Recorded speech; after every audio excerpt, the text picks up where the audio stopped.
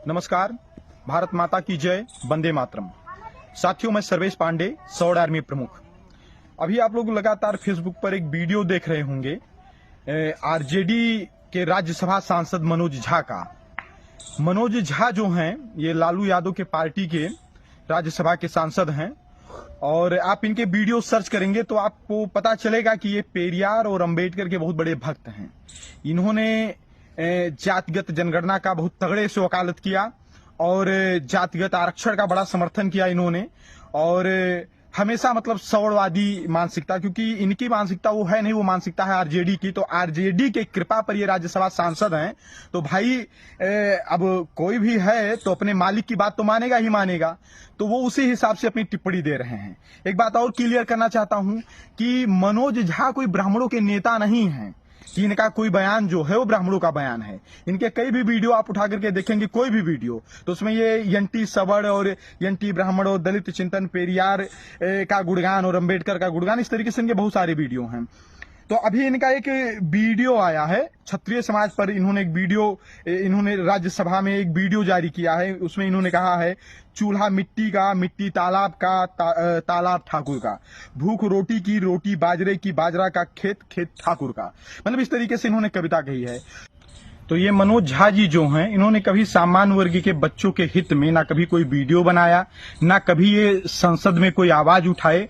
इनका जो बयान रहा है वो हमेशा दलित ओबीसी यही।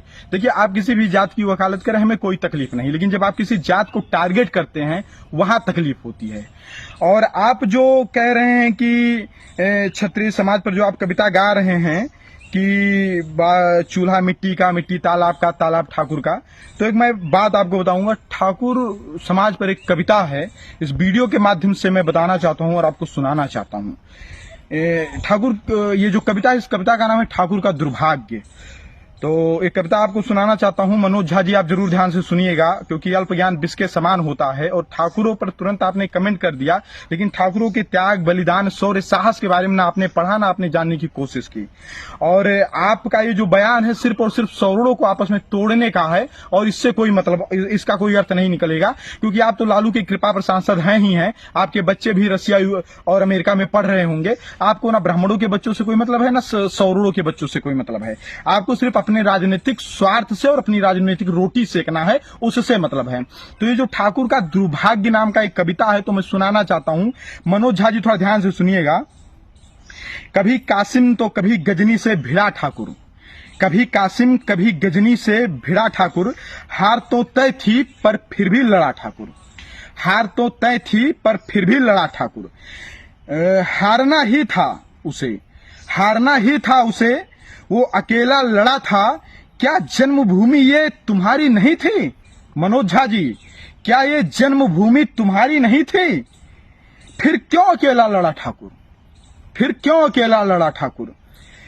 बीबी सती हुई, बीबी सती हुई, बच्चे अनाथ, हिंदू तो बचा। बीबी सती हुई, बच्चे अनाथ, हिंदू तो बचा, पर भरी जवानी में मरा ठाकुर, पर भरी जवानी में मरा ठाकुर। सदियों से रक्त दे माटी को सींचा, सदियों से रक्त दे माटी को सींचा।